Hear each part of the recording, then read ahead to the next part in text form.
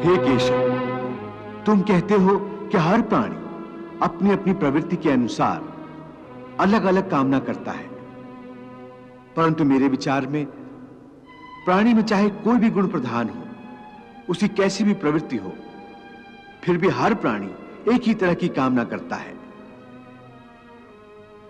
अर्थात हर प्राणी केवल सुख की कामना करता है, दुख की कामना कोई नहीं करता। वो कभी दुखी नहीं होना चाहता, इसीलिए सदा सुख के लिए प्रयत्न करता रहता है, चाहे वह मनुष्य राजा हो या रंक हो, स्त्री हो या पुरुष हो। तुम ठीक कहते हो अर्जुन कि सब सुख की कामना करते हैं, परंतु सुख की परिभाषा हर एक व्यक्ति की प्रवृत्ति और रुचि के अनुसार बदल जाती है।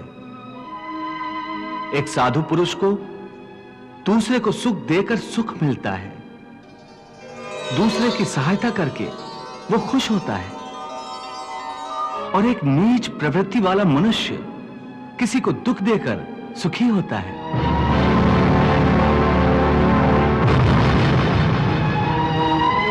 दूसरा सुखी हो तो उसे दुख होता है। इसके लिए सुख और दुख की परिभाषा अपनी अपनी प्रवृत्ति और रुचि के अनुसार हर प्राणी के लिए अलग अलग है। हे पार्थ, जो कर्मयोगी होते हैं वो आसक्ति छोड़कर कर्म की सफलता और विफलता में समबुद्धि से काम लेकर योग द्वारा परमात्मा पर आस्था रखकर कर्म करते हैं। इसे ही समत्व योगा कहते हैं।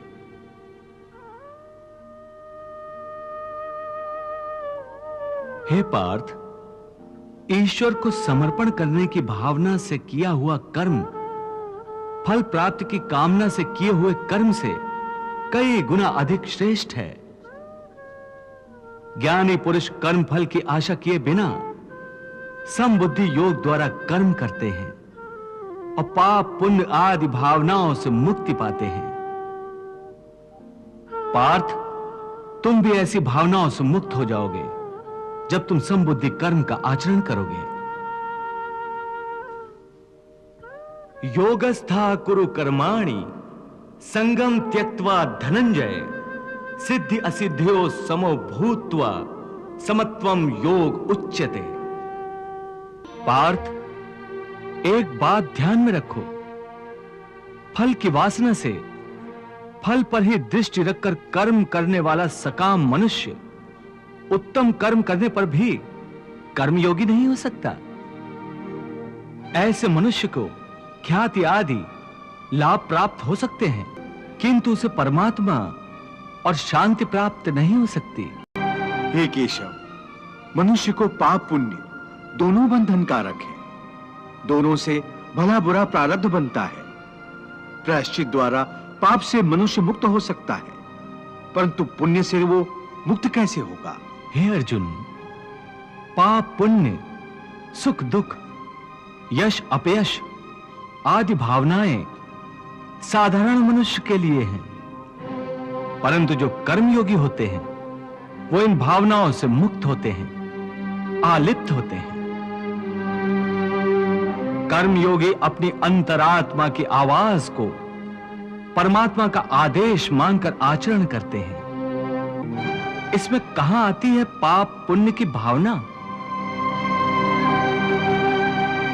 हे पार्थ, यदि तुम मोह के अधीन हो गए हो तो निष्काम कर्मयोग कैसे अपनाओगे? तुम्हारी बुद्धि पर जो मोह के अंधकार का पटल छा गया है उसे ज्ञान के प्रकाश से हटा दो और अपनी बुद्धि को मोह के दलदल से बाहर निकालो। हे पार्थ, यदा ते मोह कलिलम बुद्धिर्व्यतितरिष्यति तदा गन्तासि निर्वेदम श्रोतव्यस्य श्रुतस्य च। हे पार्थ, मोह बुद्धि का अज्ञान होता है और इसी अज्ञान के कारण मनुष्य भौतिक आकर्षण में फंस जाता है। वो जानता नहीं कि देह तथा समस्त भोग नश्वर हैं, मिथ्या हैं। जब मनुष्य सत और असत अथवा नित्य और अनित्य का भेद जान जाता है, तब वो निरासक्त हो जाता है। उसे किसी भी चीज का आकर्षण नहीं रह जाता। इसका दूसरा अर्थ है मोह का त्याग करना, तथा मोह का लोप होने पर मनुष्य किसी भी प्रकार से किसी भी वस्तु की ओर आकर्षित नहीं होता। हे पार्थ, यथार्थ ज्ञान की प्राप्ति होने के बाद मोह का त्याग होता है। आत्मिक योग बल में वृद्धि हो जाती है। योग बल के कारण मन स्थिर हो जाता है और स्थित प्रज्ञ होने के कारण मनुष्य का परमात्मा के साथ योग हो जाता है।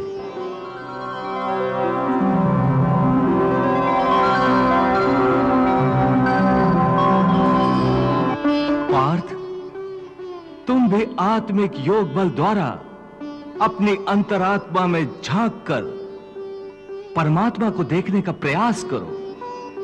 समबुद्धि कर्मयोग का आचरण करो और स्थित प्रज्ञ बन जाओ।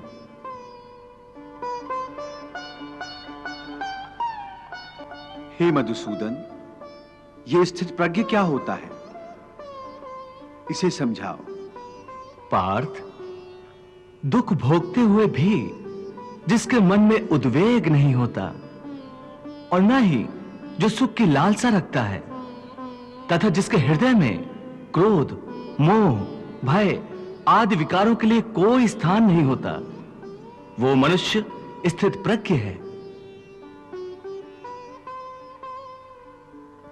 दुखेषु अनुद्विग्न मनाः सुखेषु विगत स्पृहा वीत राग भय क्रोधा स्थित धीः मुनिरुच्यते।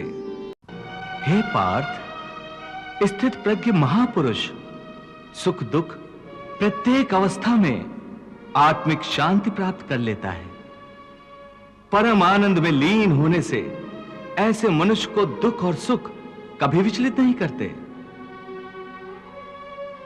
ऐसे स्थित प्रज्ञ मनुष्य का मन उस दिए की भांति होता है जिसकी लौ स्थिर होती है, कभी डोलती नहीं। हे कृष्ण, तुम कहते हो कि स्थित प्रज्ञ बनने के लिए मन के दिए की ज्योत को स्थिर रखो, अर्थात मन को इधर उधर डोलने न दो। इसका अर्थ यह हुआ कि कर्म करते समय मन की जगह बुद्धि की बात मानो, मन को बुद्धि के अधीन रखो, यही ना? नहीं अर्जुन, केवल बुद्धि पर भरोसा करने में भी खतरा है, इसलिए कि विनाश काल आने पर तो मनुष्य की बुद्धि भी भ्रष्ट हो जाती है। अर्थात जब विपरीत समय आता है तो मनुष्य की अपनी बुद्धि ही उसे गलत रास्ते पर ले जाती है। हे मधुसूदन, मनुष्य न तो अपने मन की इच्छा अनुसार कर्म करे, न ही बुद्धि की सलाह माने, तो फिर मनुष्य बेचारा करे तो क्या करे? ऐसी स्थिति में अपनी प्रवृत्ति के विरुद्ध कोई कैसे जीवन व्यतीत करेगा? हे मधुसूदन, मुक्ति और मोक्ष का रास्ता अपनाने के लिए कोई मनुष्य अपनी प्रवृत्ति को कैसे बदल सकता है? इसका कोई तरीका मुझे बताओ। प्रवृत्ति को बदलने से पहले यह जान लेना आवश्यक है कि प्रवृत्ति कैसे बनती है। हे अर्जुन, मनुष्य जन्म से ही अपने साथ सत्व, रज और तम तीन गुणों को लेकर पैदा होता है।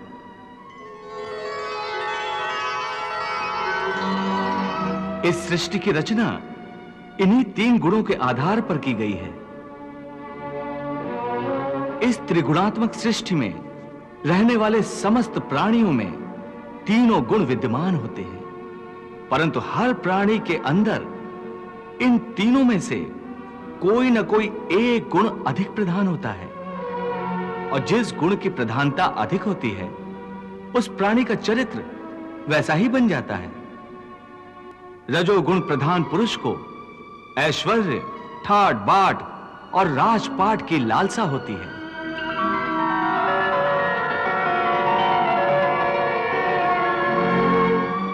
तमोगुण वाला आलसी और प्रमादी होता है। द्वेष, क्रोध जैसी नकारात्मक भावनाएं उसमें कूट कूट कर भरी हुई होती हैं।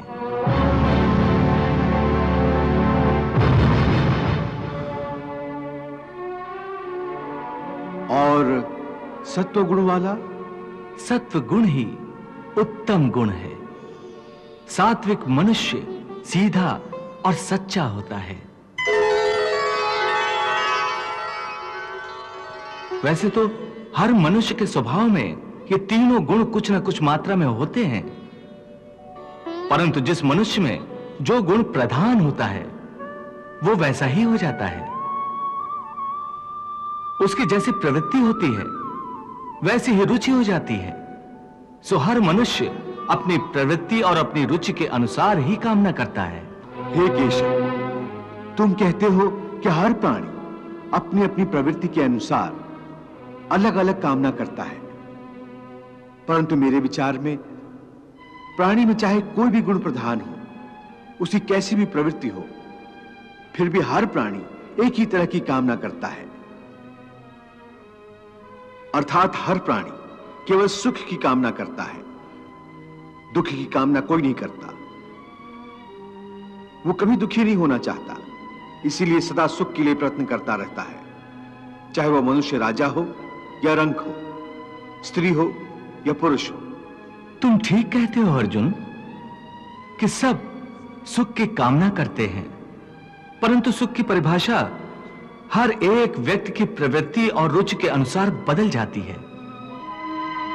एक साधु पुरुष को दूसरे को सुख देकर सुख मिलता है, दूसरे की सहायता करके वो खुश होता है।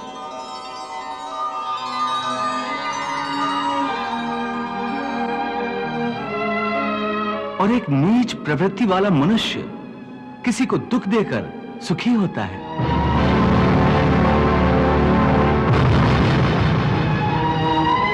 दूसरा सुखी हो तो उसे दुख होता है। इसके लिए सुख और दुख की परिभाषा अपनी अपनी प्रवृत्ति और रुचि के अनुसार हर प्राणी के लिए अलग अलग है। वैसे भी क्या किसी को स्थायी सुख प्राप्त होता है? नहीं होता। ना सुख स्थायी है, ना दुख स्थायी है। परंतु हे केशव, क्या सुख स्थायी नहीं हो सकता? सुख स्थायी कैसे हो सकता है पार्थ? ये संसार तो परिवर्तनशील है। यहां हर क्षण परिवर्तन होता रहता है पार्थ। परिवर्तन तो प्रकृति का नियम है। यहां कोई भी वस्तु स्थायी नहीं होती। तुम्हें याद होगा, मैंने तुम्हें पहले ही बताया था कि हमारे शरीर की अवस्थाएं भी स्थायी नहीं हैं। फिर सुख और दुख कैसे स्थायी हो सकता है? इसका अर्थ है कि सुख के साथ साथ मनुष्य को दुख भी भोगना पड़ता है। हां पार्थ, सुख और दुख एक ही चक्र के दो अर्ध भागों की भांति है। यह चक्र चलता रहता है, चलता रहता है। कभी प्राणी सुख में हंसता है,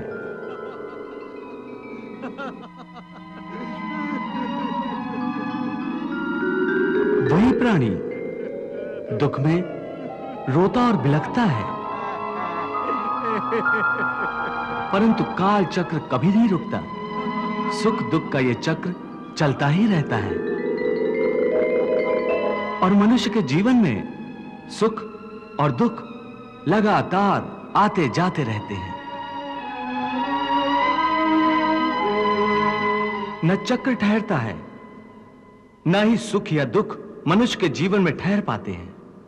यदि सुख आया तो वो सदा नहीं रहेगा, और यदि दुख आया तो वो भी सदा नहीं रह पाएगा।